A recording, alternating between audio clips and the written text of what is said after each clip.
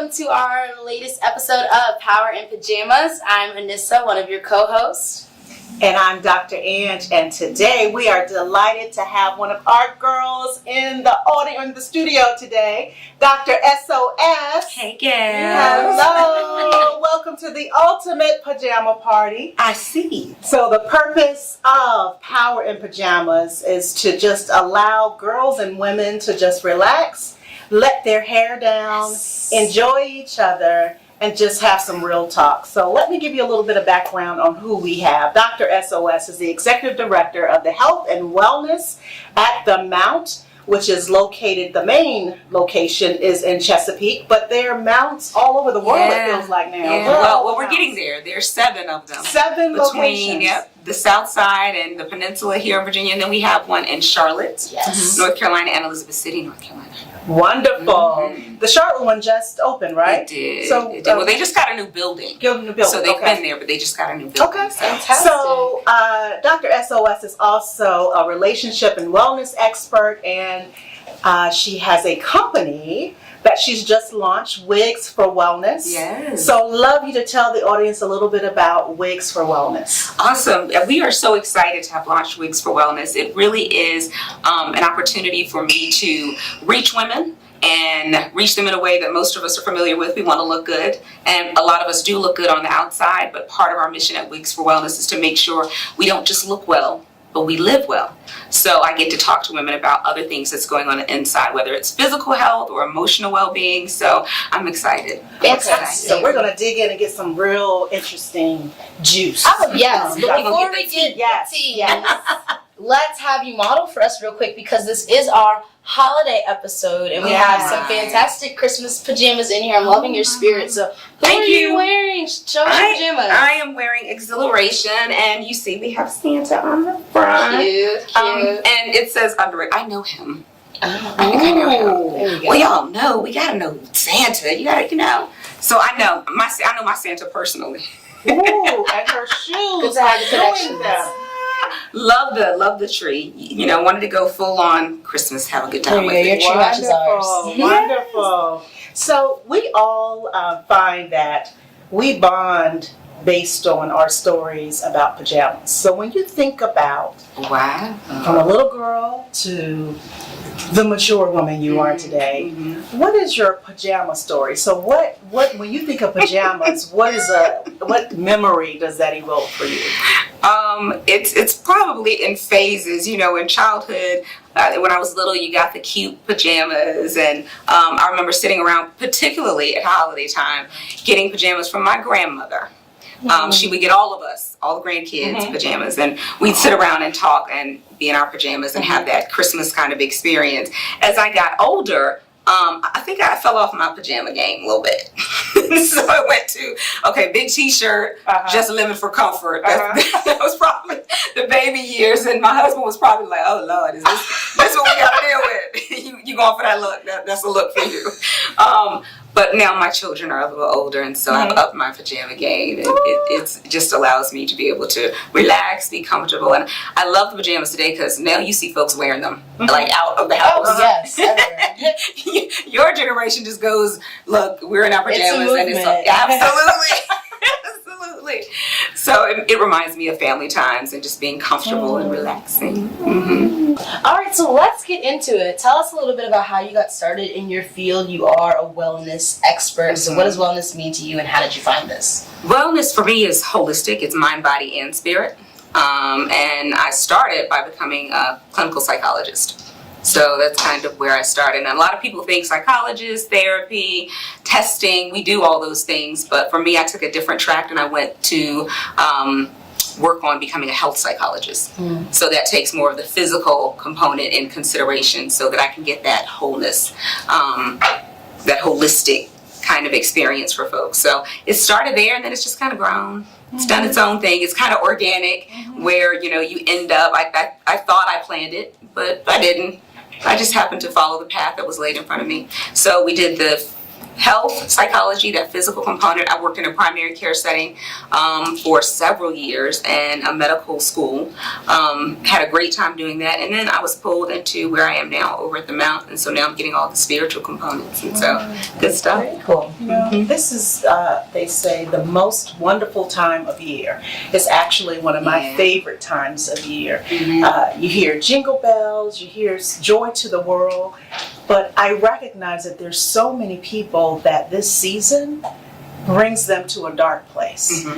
So maybe we can educate a little bit during this episode. Absolutely. Let's talk about a little bit of vocabulary. So psychiatrist, psychologist, licensed social worker, all of those. Can you give us the levels, let's just say, of providers, and then what you go for, who you should go to for specific needs? Yes. Absolutely. I get that question a lot just because people don't recognize that there are a group of us who kind of work together. We collaborate in the mental health field. So our psychiatrist is our MD, and that's a doctoral level position, but that's the person you're going to go to primarily to get your prescriptions if you require prescriptions. Some of them do some counseling, but it's really limited because of their schedules and the demand and their training. Their training is specifically for the medication component. So that's who you go to when you need that. Psychologist is the terminal degree for becoming a mental health provider in terms of getting your doctorate. So you have different kinds of psychologists, which we're not going to go into that, but you do. And I have my doctorate in psychology, so I'm a doctor of psychology. There are different things that we can do that our psychiatrists buddies can't do. Primarily it's testing. Doing some of the testing to determine lots of things. So we can do testing for learning disorders. We can do testing to determine if there's some personality issues. We can do testing to determine if there's something going on that's in one of the mood areas. So we do all the testing. That's kind of our baby. Just like for psychiatry, their baby is the medication. And then you can have master level clinicians who are our licensed professional counselors and our social workers. Those folks are master level clinicians, and they would be providing therapy.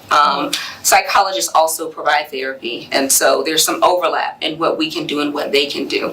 Our training has just been more extensive, and then we also have to know about the medication. So we get some psychopharmacology. We can't prescribe it, but we have to know how it works in the brain, and some of the issues it can cause. So when we have patients who do come in, we can talk to them from an informed perspective and say, okay, well, maybe this medication might be causing a little bit of that. Why don't you go back to the psychiatrist and see what they think?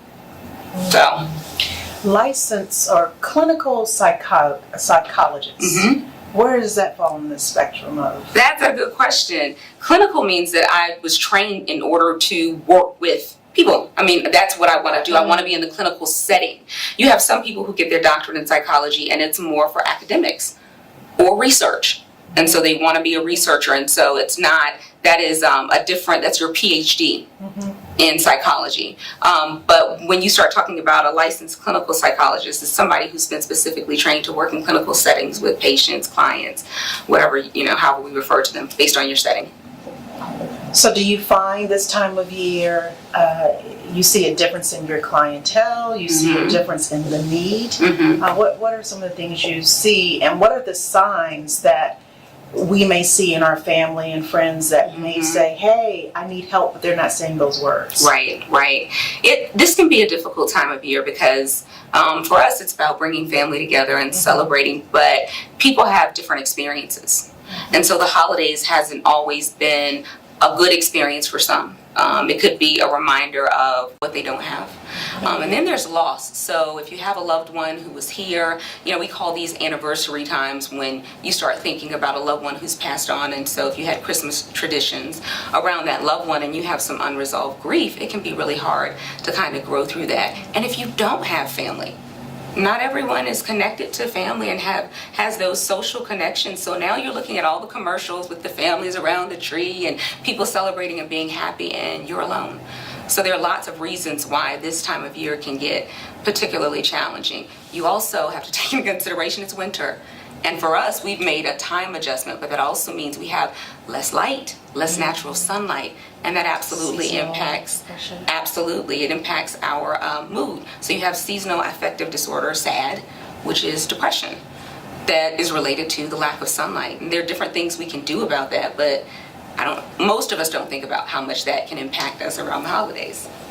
That is so interesting. I really didn't realize that. I mean, I find myself, I do have a lot more energy in like the summer months, and it doesn't take a whole lot to get me, let's just say, not as jovial during the winter months. Absolutely. Right. The lack of realize sunshine is that was definitely a problem for a lot of people. I mean, I just remember in school, that's a really huge thing. And of course, being in school, that's also the time finals about to come. But then you leave class at 5 o'clock and it's dark outside. Dark. That's sad. Yeah, like you've missed the whole day. Right. So literally, you're walking around sad. All of that light is gone, and you come out early in the morning, it's dark, and then you leave out later in the afternoon, it's dark. So you haven't been exposed. Right. We haven't been exposed to any natural light. That vitamin D is crucial, essential for maintaining those levels, right? Absolutely. But there are also certain, and not to go too far, but they're neurotransmitters that impact how we feel. We call them the feel-good neurotransmitters. So serotonin, dopamine, norepinephrine. Those neurotransmitters function better when we're able to get in the sunlight. There are things that our bodies require that sunlight for to operate well. The other thing is what we're eating this time of year. Less fruit, but we're also eating more of the indulging kinds of, those cookies are looking so good.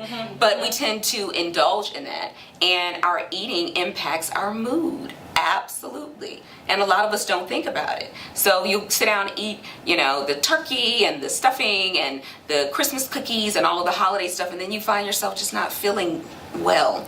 And it's more than your stomach. So we're like huge chemistry sets, and if you think about yourself like that, then you start taking into consideration what I'm putting in my mouth and how it's going to affect me, not just weight-wise, but how it's going to affect my mood. Incredible. So those are things that, we can alter our mental state. It sounds like by even controlling what we're eating. Absolutely. And really how we're organizing our day.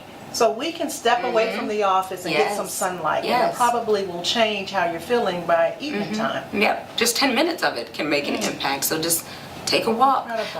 Being in a room where there is natural light that can come through helps. Okay. But you'll see people who are working in these offices and, they don't have access to natural light. So it absolutely impacts our mood. That's great to know. And next time we'll do a Christmas fruit and vegetable platter.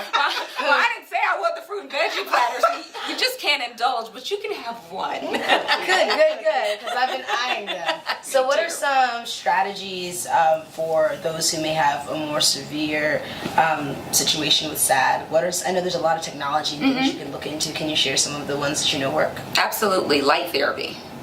There are specific lights that mimic sunlight and the natural rising of the sun, and then has some of the UV in it. So it is important if that's what you're experiencing to make sure that you get a good light. And they range in price, but you can get them as little as $35 or so, and then on upward. And having some of it is better than having none at all. That's good to know. So that's a great gift. If you have anyone, any friends or family who may have those tendencies, but honestly, it's a great method to prevent anyone from going there. So what do they call exactly? Because I might need to pick one up for myself. It's light therapy for SAD. Therapy for... Yep. So if you Google that, you can Amazon. Yeah. Okay. You Google it, you'll find them. It's some pretty good ones. There's a list of the top 10. I think that CNN did I think it was a couple of years ago, but they worked with the American Psychological Association to put together a list in multiple price ranges so that folks could find it, and it was relatively affordable. This is a podcast about mothers and daughters, and I know that is always a sticky relationship. Just yesterday. Good for us. You love me. Oh, of course. Just yesterday I spoke with a mother whose daughter is a senior in high school, and I do remember that time, just about the tension in the household, and she just doesn't know. It's her first child, doesn't know she's doing the right thing, yada, yada, yada, all of that. Which, I'm sure you don't know anything about that because you just love me. But from your expertise, what do you say when you deal with mothers, or when you deal with daughters, or when you have them both together? What's kind of the bridge that you see that needs to be made to make the relationships more easy to navigate? It's mother-daughter relationships. I think notoriously when we see movies and how they can be portrayed through television, movies, it's this complicated relationship. That's how most people tend to think about it. I don't think about it as being complicated. I think about it as being complex. And there's a difference, because complicated almost infers that there's some extra stuff in there that just kind of makes things messier than they have to be. But you're talking about two individuals, and you're talking about generational gaps, but you're also talking about the relationship between the two, and they're in different spaces. One of the things that I think is probably most helpful for me as a mom to remember, but also when I'm talking to my clients, is to remember when they were that age, when you were 15. Because there's some things that a lot of us don't think about with our teenagers. We have teens, and then they do crazy things, and we're like, what were you thinking? And I asked my daughter, who's not quite a teen yet, but I asked her yesterday, she did something, and I said, what were you thinking? And she said, Mom, I wasn't. And I said, yeah, okay, thanks for that, that helps. And she really wasn't, because the brain of our teens is not fully developed. Our frontal lobe, which is the area where, it houses the good reasoning, judgment, our social skills, that's not really fully developed until we're in our mid-20s. And so when I think about that in the context of my own kids and the things that they do, it helps me as a mom to kind of pull back and recognize they don't even have the ability to do what I do yet. They didn't even have the ability to put all of these things, this thought process in place to go from A to B and C. So when my son does something and it looks like he skipped from A to D and then he went to K, and I'm like, oh, you're still developing. You're still developing. But the other thing, especially for your generation and younger, you all are growing up at a time where many of us as moms, you're experiencing things that we've never experienced, or you're experiencing things that we experience later in life. You have access to way more information faster, which is not always a good thing. And just the way you relate to the world is so different because you have the technology. I look at my kids, and sometimes they don't have to leave the house the whole weekend. Like, they're good with that. The neighborhoods are like, people aren't going outside, and my kids are like, but we have everything we need. I am connected socially. I'm talking to them now as I play the game. We're playing it together.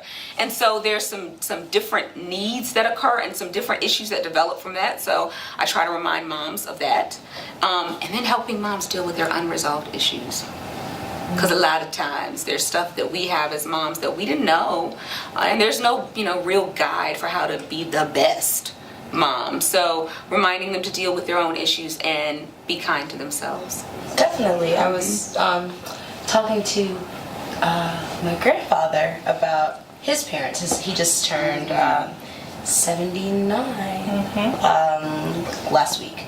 And so we were reflecting on his life, and he was talking to me about his upbringing, which is, of course, very, very different than mine, and just things with his parents. And he said, it really changed my life when I began to think of my parents as people and not as my parents. And he was like, there's a lot of forgiveness and growth that happens when you realize the people around you are just doing the best they can. It was a really interesting perspective to think about, because we do look at our parents as superheroes or as they're supposed to have it all together, because if they don't have it all together, how am I going to have it all together? I need you to make sure I'm doing the right thing. If you don't know if you're doing the right thing, that's a problem. Absolutely. And so beginning to see your parents, of course still respectfully as your parents, but understanding that they're trying the best they can and they are your parents is important as well. I think recognizing that they're just human beings, taking the S off of the chest, and sometimes we as parents can make that a little bit more difficult, just because we don't always want to let our kids know our flaws. We don't always want to share those failures with them. It doesn't necessarily feel good, but what you said is so true. Like, if we're not sharing that with you, then we're not adequately preparing you.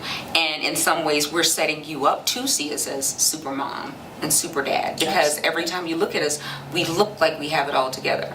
So that's something else that I like to share with mothers and daughters, that it's really important that moms are willing to share some of their early lessons in life and how they learn them, even if they're difficult.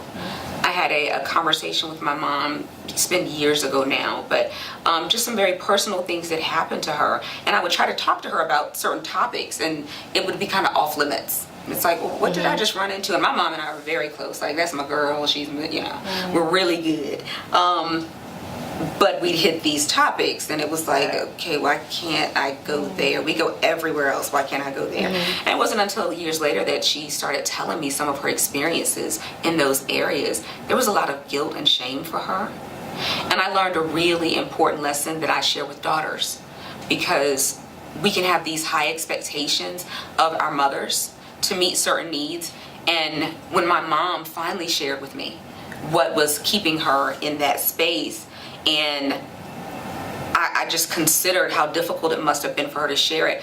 My best friend had called me, and I was talking to her about it, and she said, but she withheld information from you for so long. Why are you not mad? My best friend was all up in arms. You know how you do as a girlfriend. Girl, da da da da da. Well, I wasn't there. And she said, why aren't you there? Like, why are you so calm and I'm the one fussing? And I said, because I learned in that moment that you can't admit to others what you won't admit to yourself. Absolutely. And a lot of times you're not ready. The person is not ready. And if you force their hand, it can lead to some other issues. So it really helped me put things in perspective as a daughter. And I just realized if she had told me 10 years earlier, she wouldn't have been ready, and I wouldn't have had the mother that I had for the last 10 years, because it would have changed her. If she had told me 5 years earlier, I probably wasn't ready. And so it would have impacted me. So the timing of it, and recognizing that we'll get there if we extend each other grace, if we operate from a place of forgiveness, if we remind ourselves not only are they human as moms, but I am too. And it means that we all can fail at some point. I think that we'll get there in that mother-daughter relationship, especially as you get older. We're your friends. And it's a really, really good place to be. I just wonder, how does the average person navigate through those relationships? Because you want to know what you want to know when you want to know it. Yeah, you do. Without really seeing that perspective that you just shared. Actually, you just opened up something for me that you're exactly right. And on being the mother, you also want to understand how much can you share at what age with your daughters. Absolutely. So knowing how much they're mature enough to be able to understand the lesson in that. But I wonder if you have any tips for both sides of it. From the daughter's perspective, how do you know when to stop? Because she is human. And she's dealing with some things on her own time. And then from the mother's perspective, how do you know how much to give and when you're being vulnerable and transparent? I imagine, 3 years old, you're not going to tell everything. But Absolutely. How do you balance those? Yeah, it is a balancing act, and there is no one right way or quick fix for it. It's learning how to appropriately navigate and manage relationship. There's a give and take, and you all feel that as mom and daughter. You can feel when a person is in a space, especially, our kids, they developed inside of us. We got to know them as moms differently than the dads. And so you can almost start sensing when something is not quite right, but that's not one-sided. That can be the daughter doing the same. And so learning how to navigate that relationship where you're giving each other grace and space, it's really about engaging in the relationship. In marriage, it's much easier to kind of give tips and see. So when you get to topics that are not good topics for you, or they're hot button topics, with couples, and when I'm talking to couples, I'll talk to them about coming up with a system that works for them. Kind of like red light, green light, yellow light. Like, you're hitting somewhere. I'm not good with that. It's going to lead us to a place that we don't want to be. But you can also do that as mom and daughter. You can have those kinds of conversations where either of you, so if you're sharing and it's too much, she can say, hey, yellow, that's I'm good. I think I get it. Or she's coming to you, asking you. You can say, yeah, that's yellow for me.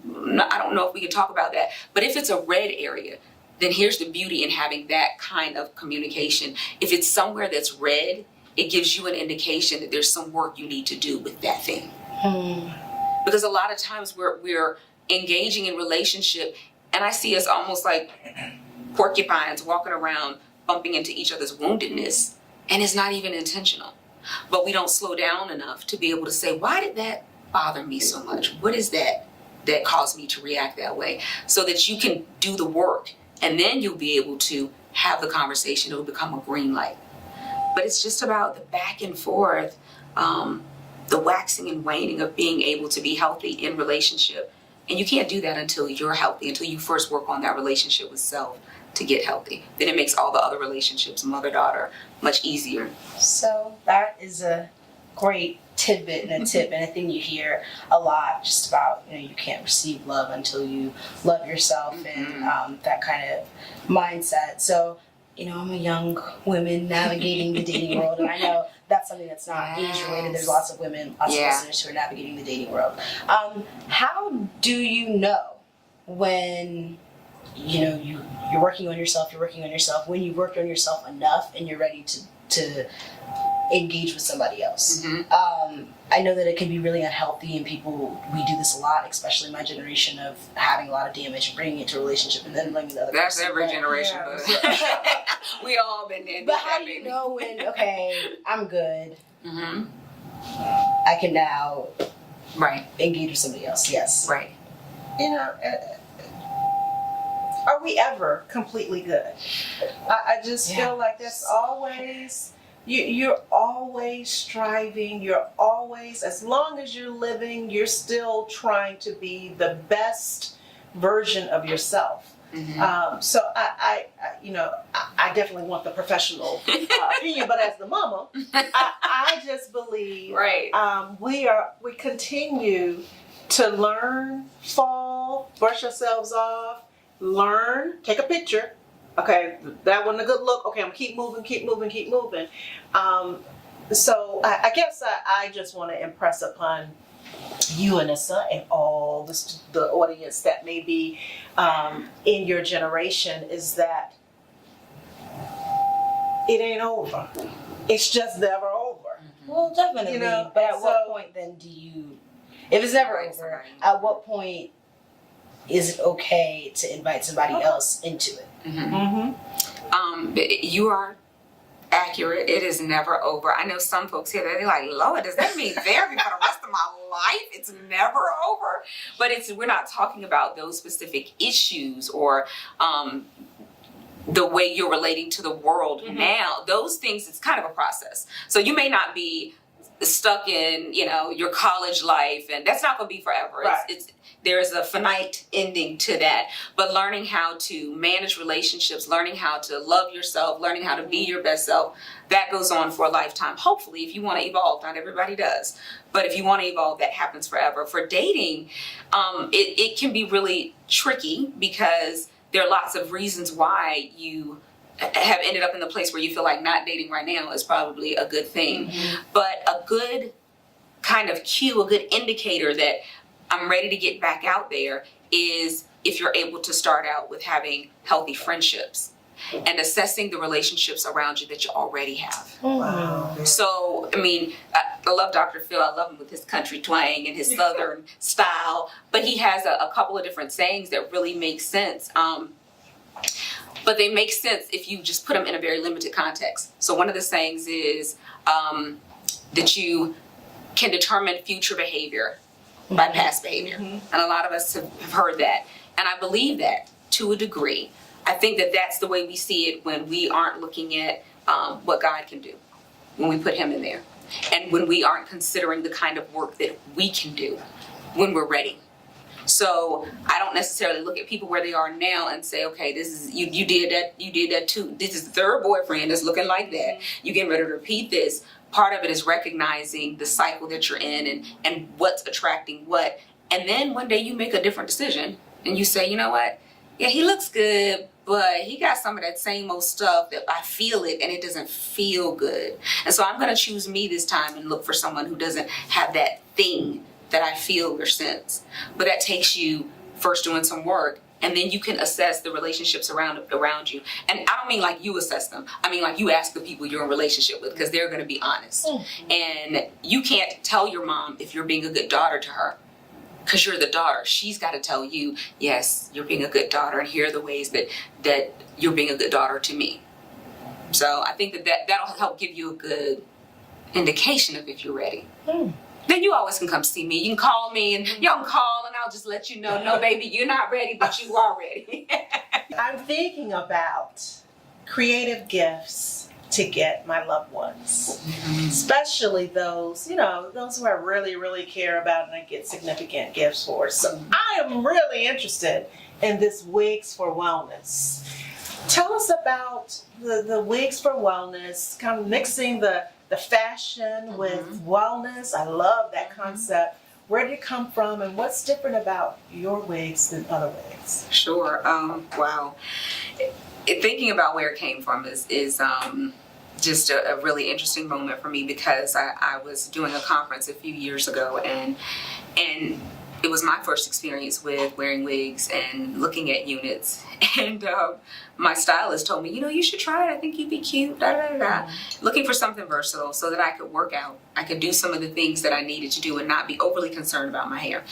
So I ended up, wearing a couple of wigs, and I name all of my girls. They're my girls. They help me to get through the day and to be the best me I can be. So I named them. And interestingly enough, women started asking me, well, who are we today? Girl, this is Charlie, this is Ray, this is Billy. And they got a real kick out of it. Then they started asking me, where can I get my own Billy? Where can I get my own Charlie?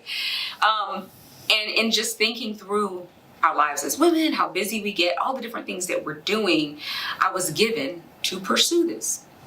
And it wasn't something that I was naturally inclined to do. It was, this really could be helpful on a number of levels. So first of all, aesthetically, how we appear, that matters to us. But then these are wigs that are on a mission, because it's not just about that unit helping you to look good and to look well. It comes with some other things so we can learn how to live well. And it's about taking care of the whole self.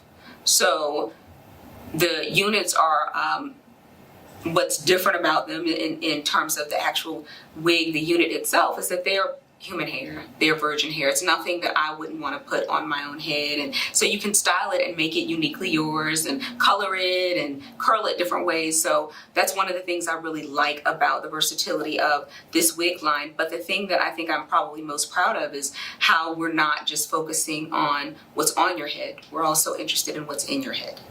And the wigs serve as a gateway for me to be able to get women interested in self-care for mental health, but also thinking about physical health. So you don't have that excuse of, girl, I just got my hair did, I paid $80 for this, I can't go back for another 3 weeks. It's okay, well, you buy the unit is versatile, and you go to the gym and you take care of what's inside your body too. You work out because our bodies need it. You start moving and stop letting how you look be something that hinders you from taking care of how you feel. And the same is true with our mental wellness too, being willing to invest in that. If you look at how much we can spend in a month and then multiply that by 12 months on getting our hair done, that's going to get messed up, that we're going to have to go back and get it done, and you buy a unit that is a fraction of that total cost, and then you look at taking the rest of that and maybe investing in some counseling. Talk about wellness. Powerful. So what's the price point of your wigs? They start at $300, and a lot of folks, I had never, before I started getting human hair wigs, I didn't know exactly what the price point would be, and so when I saw prices, it was like, wait a minute, I could get 1, 2, 3, 4, that's 6 hairdos. But the units last for years. So they start at $300 and then they go up from there, and if you look at other wig lines, they can be upward $800. We spend a lot on how we look. I want us to, continue to spend on how we look, but if we do it wisely, we can also spend on how we feel and who we are. So that's a big part of what Wigs for Wellness is about. Well, I read one thing that you also do is that you pray over every wig. So can you talk about that a little bit? I do. I say a blessing over every unit. personally. And that's just something that I've been given to do, to actually physically touch the unit and say a blessing over it, because I'm not just trying to cover up women and, cover our hair and get this glamorous exterior. I'm also trying to serve as a covering of women. And so I say and the prayer is unique every time. It's for that specific person who's getting that specific unit. It's not as if I know everything that's going on in their lives, but I found that the things that I usually pray for, that I'm given to pray for, it usually speaks to what that person is experiencing. It's just very unique to have that experience with woman after woman. I also include a bottle of anointing oil in every unit, and information about anointing yourself. I think that that's really important and powerful for us to know that we don't have to depend on someone else to do some of these things for us. We can do them ourselves and learn to live well, and not just live, but live well. And there's a word of encouragement that's in each unit, and it's just a single word. It could be grace, it could be hope, it could be joy, it could be laughter, but it's just a single word to encourage that person through whatever their experience is in that season. And so there are little things like that that make it unique. Those are the things that really matter to me and what I'm most proud of. Creating a niche in the market, that's phenomenal. So how many different styles do you? Currently we have 4 different styles. And the beauty about those different styles is that you can do different things with each one of them. So I was wearing a unit, I saw someone else wearing a unit, you couldn't even tell they were the same unit. My unit was red, I had on Charlie, and I had gotten Charlie covered, so Charlie is my Foxy now, and Foxy is red, and she is beautiful the way she is, but I've seen people pull the hair back, and because it's a natural human hair unit, it looks like it's yours, and you can do different things with it. So it's 4 for now. 4 and counting. Wow. This is a very different endeavor than your counseling service. So I imagine there was some fear in starting this. So for those who are interested in starting a business, what do you think, in your mind, what were your greatest risks, and how did you deal with those risks? You probably spoke to the greatest one, which was, managing the fear. And I remember before I went back to school, when I was just considering going to graduate school, and I didn't necessarily want to, invest to that degree, money, the time, my energy. It wasn't like school was beckoning me and I was just like, oh yes, I want to go. But it was something that was saying, you need this for where God was taking me. And I remember having a conversation with my husband saying, okay, we need to get some free money. Like, I need to figure this thing out because, we can't afford all of this. We can't afford it. We got 2 kids. We got all this stuff going on. We can't afford to pay all this debt. And he looked me in the eyes one day and he said, hey, I got one question for you. And I said, oh, okay. And he said, if you are not willing to invest in yourself, who should be? And I said, oh, okay. So we're going to do this. So in those moments where the fear kind of rises up, I tend to rely on my faith. And I let the faith trump the fear. And then I have people around me who are good for me. Yes. So they're going to be honest, but they're also going to speak life to those things that I'm being called and convicted to do. And so, again, we go back to the support system and making sure you have people around you who can be there in that way for you. But the biggest risk for me was letting go of the control, because I don't know always what I'm doing, and not operating in fear, letting faith trump it. Incredible. Well, nothing goes better with a pajama party, hot chocolate, cookies, and a book. So our book review, which happens to be Dr. SOS, one of her book picks, is Boundaries. So I was really taken by this book in particular. I believe it is chapter 5. And it's in chapter 5, the 10 laws of boundaries. Oh my goodness. I mean, there's so many of these that just spoke to me, but I'd love for us just to briefly cover the 10 laws. Okay. Law number 1 is the law of sowing and reaping. Could you give us a little bit of input on the law of sowing and reaping? Oh, I think a lot of us can relate to that one. It's kind of the same concept of what most of us would call karma. You get back what you put out. So I think that most of us can relate to that if you are, when it comes to boundaries, if you're someone who is, and we don't always like to acknowledge where we are, some of us don't realize where we are, but if you are somebody who's selfish and who's very restricted and very rigid in your approach to the world, that's what you're going to attract to you. That's what you're going to get back. You know, I think it's often very interesting in the work environment, but also on the personal level, the expectation that you can withdraw if you've never deposited.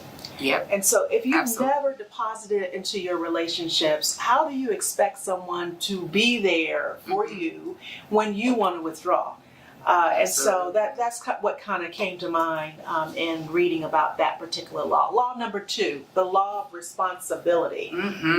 What's the takeaway of that? I like that law because it reminds each of us of where we are in the context of every relationship. Some of us will take on the responsibility of taking care of someone, like taking care of all their needs, trying to fix their problems, and trying to be their everything.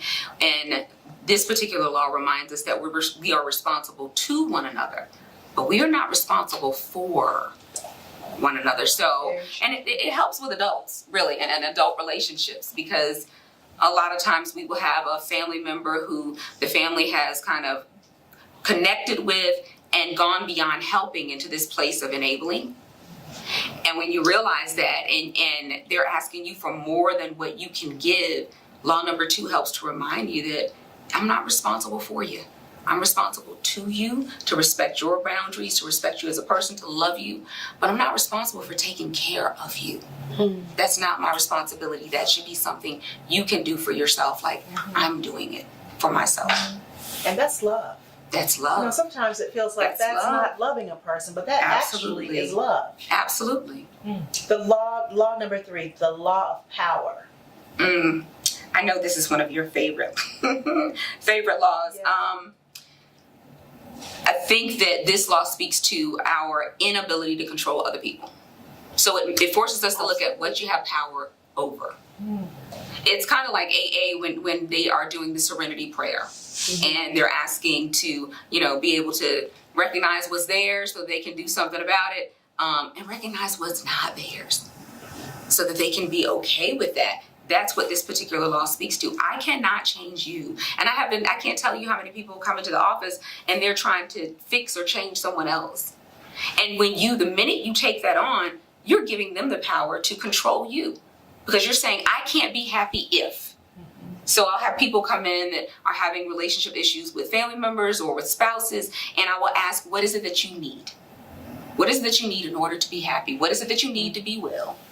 And they'll say, I just need him. Yeah. Or I just need her to stop doing what they're doing. Isn't that also a way to deflect the attention off of yourself by trying to control and change someone else? Absolutely. We all Make them the problem. Yeah, if we all just took control and power of our own lives and all work to be our best selves, then we probably will have better relationships. Absolutely. Absolutely. Law of respect, law number 4. Law of respect. This is the Aretha Franklin law. RESPECT.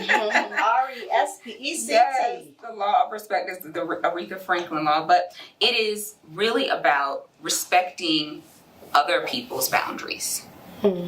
So it's teaching people how to respect our boundaries, but it's also recognizing you need to respect someone else's boundaries. This will come up a lot if you have people who tend to get in arguments as a part of their relationship, which we'll say, that's dysfunctional. The argument itself may not be dysfunctional. It's how you argue and how you fight. Fighting fair, dealing with conflict in a fair way is required. Like, conflict is the thing that allows us to grow in relationship. I don't really know if we're in a good relationship if we ain't never had no argument or disagreement. How we recover from that lets me know exactly where we are in relationship. So the law of respect is about teaching people how to respect your boundaries. And then in that situation where you have this argument going on and somebody says, I'm done, like I can't talk about this right now. Give me 5 or 10 minutes. It's being willing to respect that boundary they just put up and said, even though I really, really want to talk about it, I really do, because you've just upset me. I see that you need a few minutes to gather yourself. I respect you enough to give you that. Respect me enough to tell me when we can come back and talk about this later. So it's really about that reciprocal process of teaching people how to respect you and then respecting them. That if we all could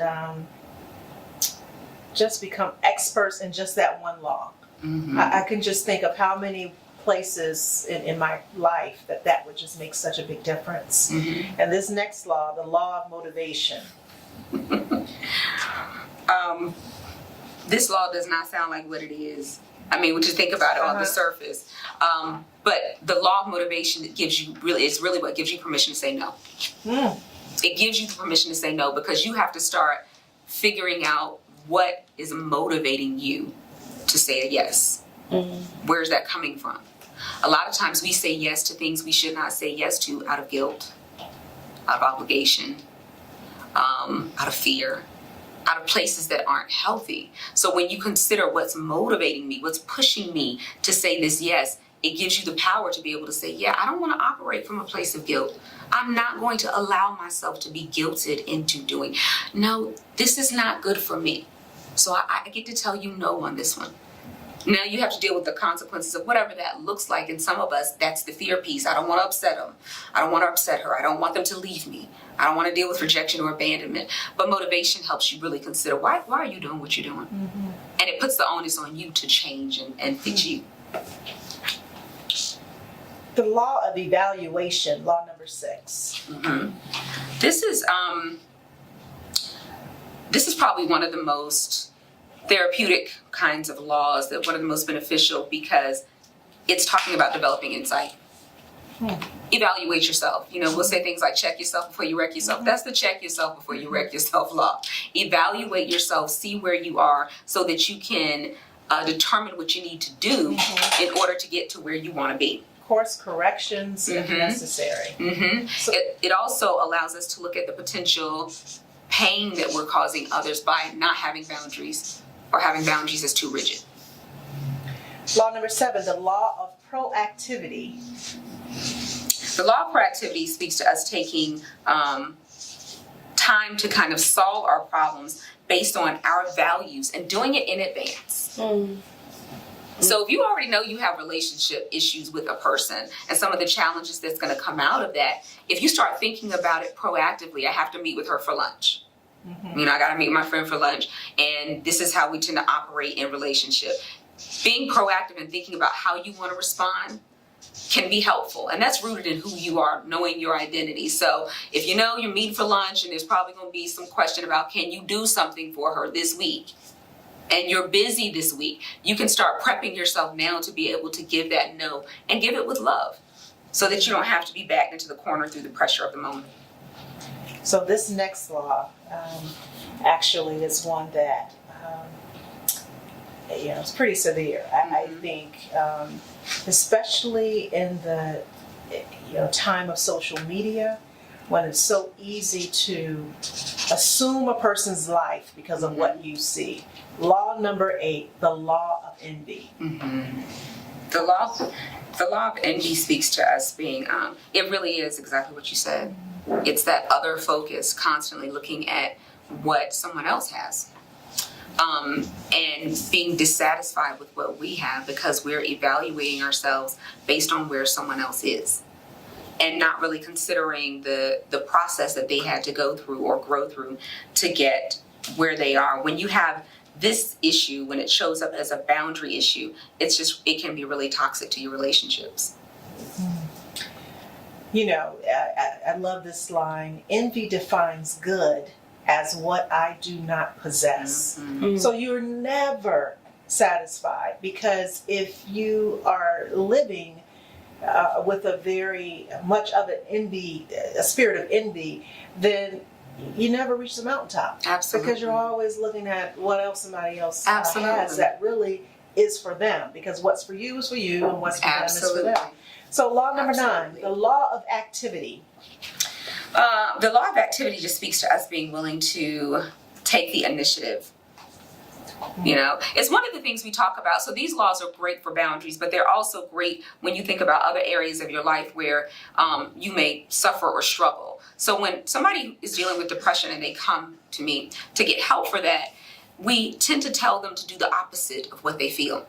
If you're depressed, the last thing you want to do is get up, be social, you know, eat well, go to the gym. A lot of times you're doing that. The way you feel is the opposite of that. You become inactive. So for people who are depressed, we tell them to activate, like physically, literally activate. And this law speaks to us doing that, activating. It speaks to us not waiting and taking the initiative to engage in a healthy relationship, taking the initiative to see why we haven't set appropriate boundaries, if we're talking about it in the context of boundaries, taking the initiative to determine why we may not respect other people's boundaries. And it requires that you do it in advance. So it's being deliberate in doing that.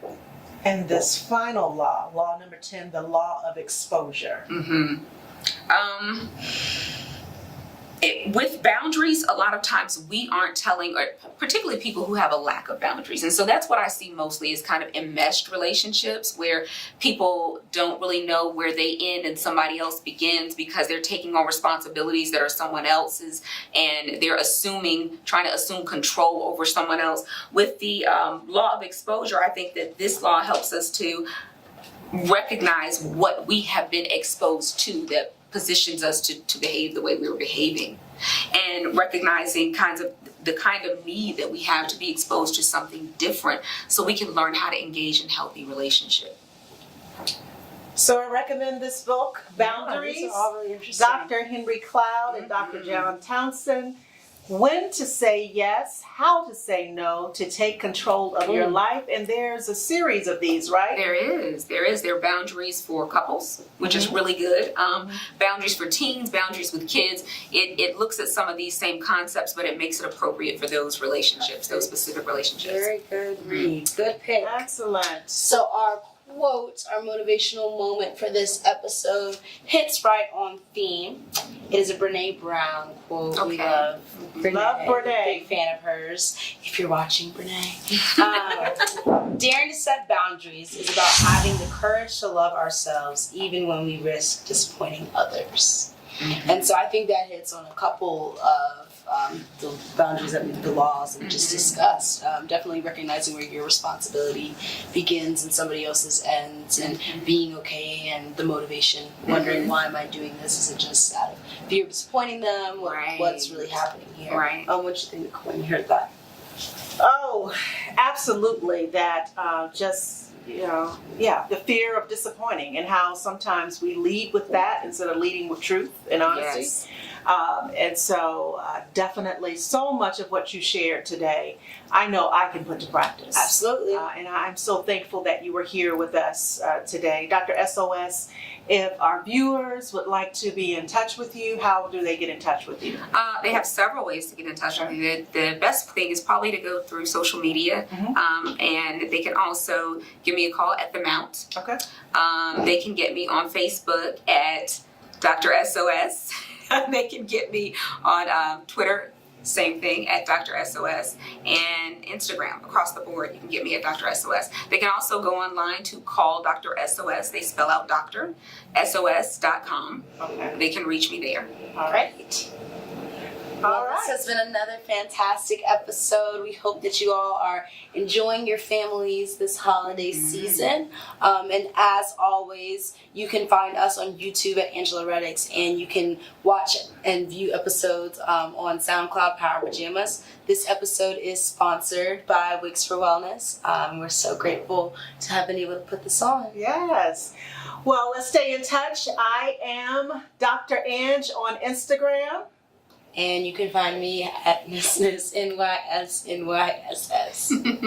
And you can find her at I am Dr. Anyssa Reddix, REDDIX on Instagram. Have a great holiday. Yes. Happy holidays. Happy holidays. This episode of Power in Pajamas was sponsored by Just Picked Juices, located at 415 North Military Highway, Suite 15 in Norfolk, Virginia.